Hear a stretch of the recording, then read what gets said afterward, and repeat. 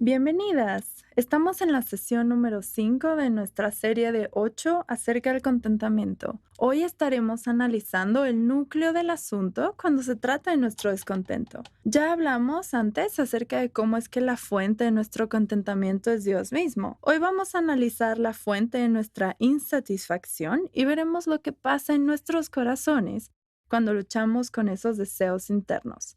Hace algunos años yo estaba en el parque con algunas mamás. Este parque era uno de los favoritos porque tenía una protección alrededor. Así que podíamos sentarnos en las bancas y saber que los niños estarían jugando a salvo porque la cerca alrededor los protegía. Nosotras podíamos tener nuestras conversaciones entre adultos mientras ellos jugaban juntos. Se nos acercaron algunos de los niños mayores preguntando, ¿podemos jugar en el campo fuera, justo fuera? Las mamás, después de platicarlo un poco, decidimos que nuestra respuesta fuera no. Queríamos que ellos se quedaran cerca de la protección, porque si ellos, siendo los niños más grandes, salían del parque, los más pequeños hubieran querido salir y estarían fuera de la protección. Justo al lado del parque había una calle muy transitada y no queríamos que nadie jugara en ese espacio, porque claro, el balón de fútbol sería en medio del tráfico. Así que les dijimos que tenían que quedarse adentro. Luego volvimos a nuestra charla y cerca de 5 minutos después vi a 7 niños mayores. Ellos estaban en la cerca, mirando fijamente el campo de afuera. Detrás de ellos había un campo de juegos con resbaladillas, una caja de arena y pasamanos.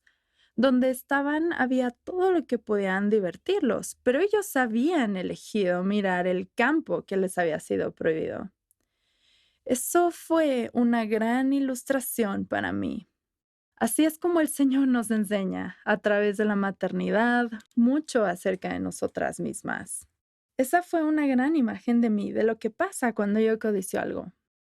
Me olvido de lo que se me ha sido dado porque solo veo lo que es prohibido.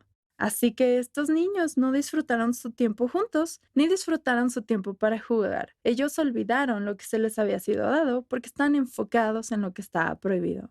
Mientras analizamos el núcleo del asunto, vamos a profundizar y preguntarnos, ¿qué es lo que hay en nuestros deseos que nos hace olvidarnos de las cosas buenas que Dios nos ha dado? ¿Por qué tendemos a pasar nuestras vidas enfocándonos en lo que nos hace falta en vez de mirar lo que se nos dio? Esto es lo que realmente quiero que nos enfoquemos. Si la fuente de nuestro contentamiento es el carácter de Dios, entonces la raíz de nuestra insatisfacción, la raíz de la codicia, es la incredulidad. Thomas Watson lo decía de esta manera. La insatisfacción no es más que el eco de la incredulidad. Recuerden, la incredulidad es peor que la aflicción. ¿Escucharon eso? Nuestra desconfianza en Dios es realmente peor que cualquier aflicción que podamos tener. Nuestra insatisfacción simplemente nos refleja nuestra incredulidad. Quiero que miremos 3 áreas en las que luchamos contra la incredulidad. Cuando vemos que nuestros deseos se han vuelto amargos, sucede de 3 maneras. Tenemos incredulidad hacia el carácter de Dios, hacia nuestro verdadero hogar y hacia nuestro verdadero propósito. Nos enfocaremos primero en nuestra incredulidad hacia el carácter de Dios. Como ya vimos antes, analizamos múltiples características de Dios. Vimos cómo es que eso alimenta el contentamiento. Quiero hablar primariamente de cómo es cuando codiciamos, cuando estamos descontentas.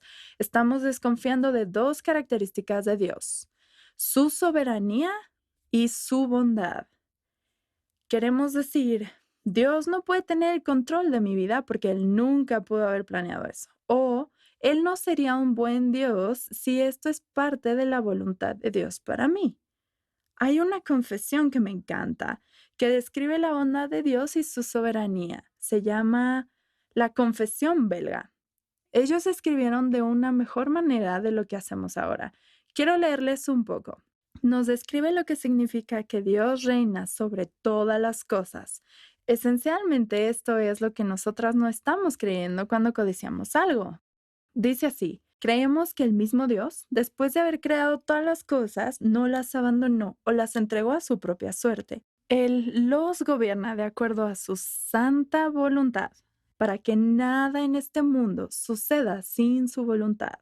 Y un poquito después dice esto: esta doctrina nos permite tener una consolación inefable, ya que hemos aprendido que nada puede pasarnos solo por suerte, sino por la dirección de nuestro amable Padre Celestial, quien nos cuida con amor paternal y guardando a toda criatura para que bajo su poder ni un solo de nuestros cabellos, porque todos están contados, ni un ave caiga al suelo si no es por su voluntad.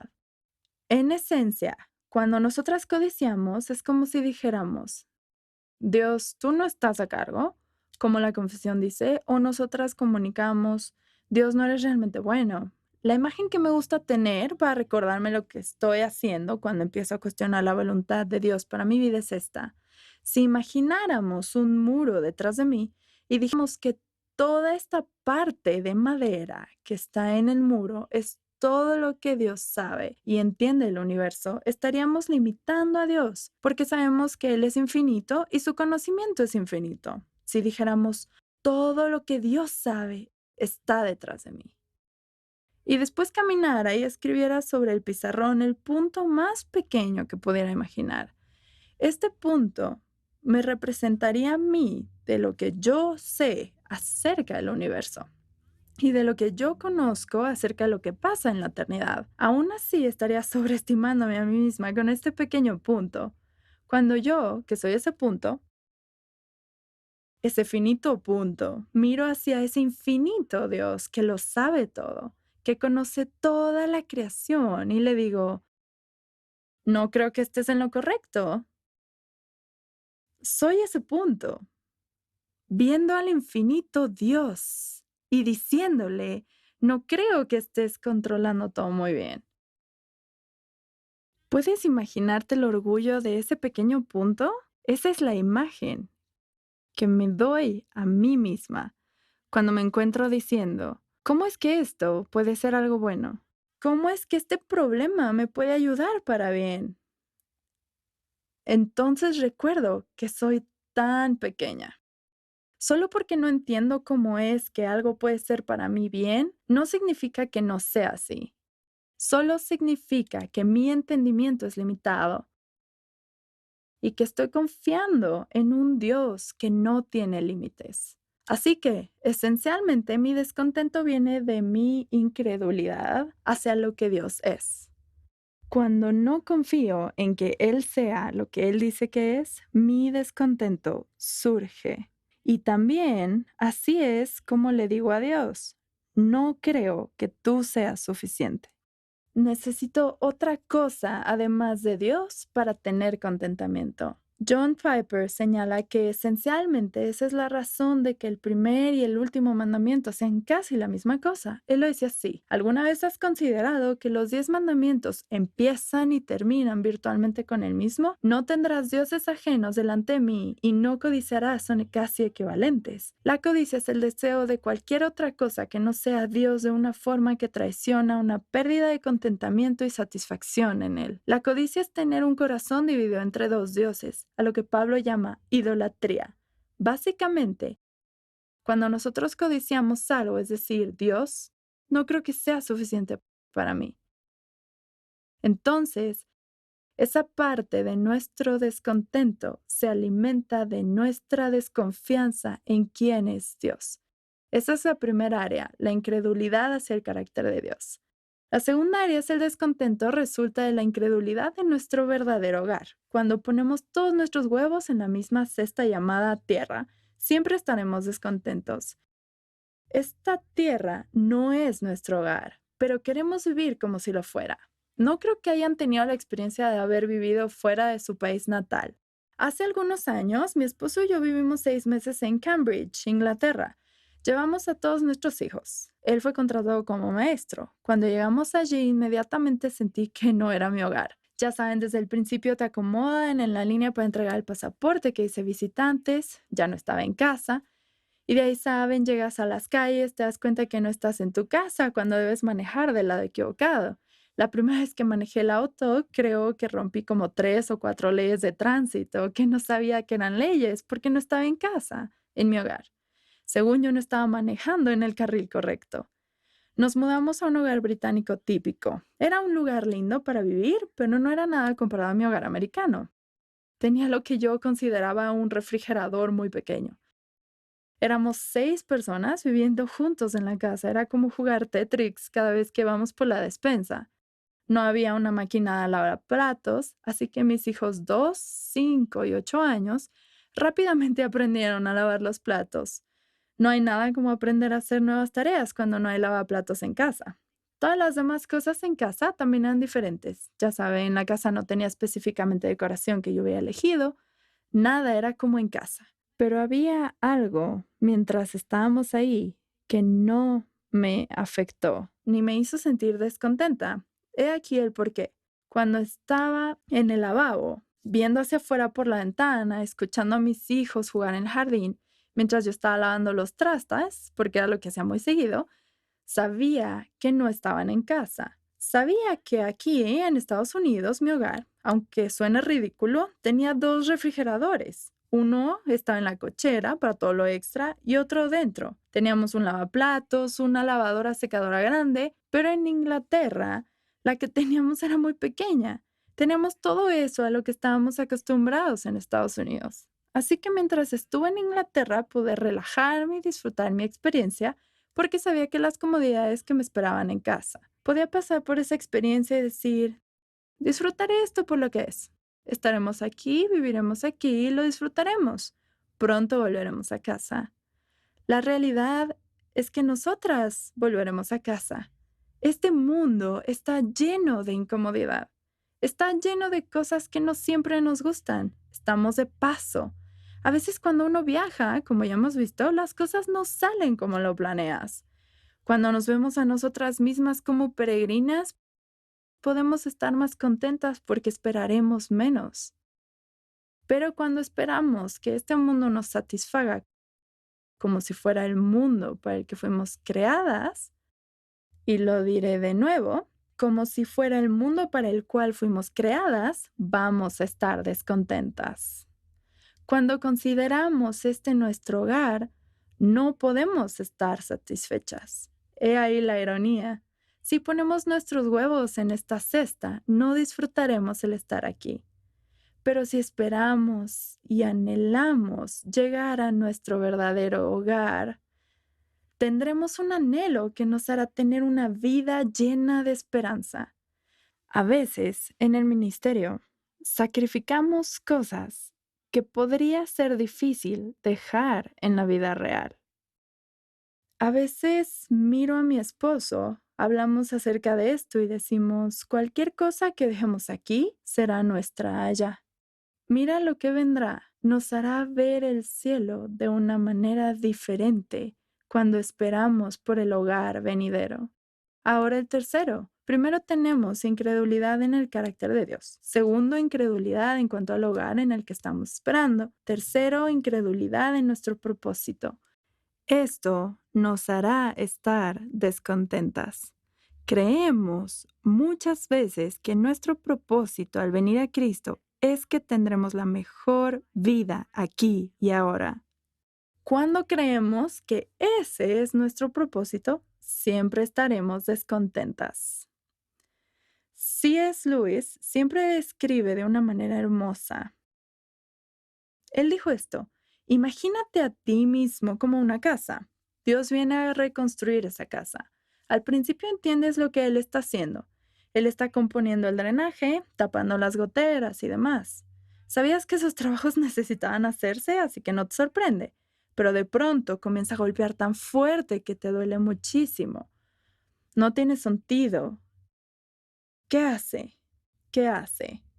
La razón es que él está construyendo una casa sumamente distinta a la que tú creías. Él está extendiendo un lado de la casa, haciendo un piso extra, construyendo torres y haciendo patios. Creíste que solo serías una chocita decente, pero él está haciendo de ti un gran palacio. Su intención es venir y morar ahí. Tenemos sueños mucho más pequeños que los sueños que Dios tiene para nosotras. Él quiere hacernos a la imagen de su Hijo. Él siempre tiene lo mejor para nosotras en mente cuando trae ciertas circunstancias a nuestras vidas. Ese bien en el que está trabajando es mucho mejor que el bien que pudiéramos soñar para nosotras mismas. Aún así, solemos comparar nuestro propósito con el propósito que Él le ha dado a otros. Me gustaría que imaginaras por un momento a un alfarero que tiene un gabinete. En su gabinete hay un plato y una taza para té. Él creó ambas cosas en su horno. Imagina que la taza mira al plato y dice, ay, ese plato. Todos los días es sacado y sostiene toda esa maravillosa comida a diario. El amo usa el plato de todas esas formas. Yo siempre llevo una sola cosa y solo me sacan en ocasiones especiales.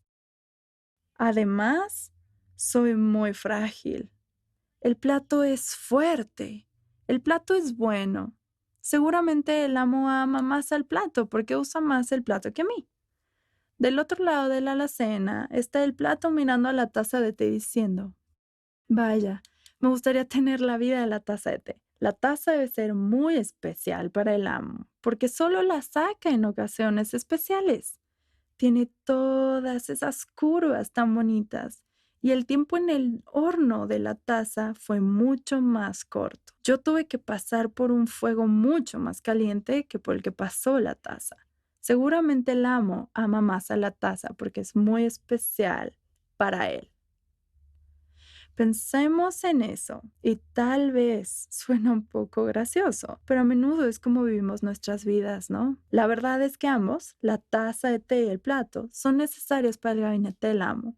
Él necesita ambos y él las hizo a ambos por propósitos en su gloria.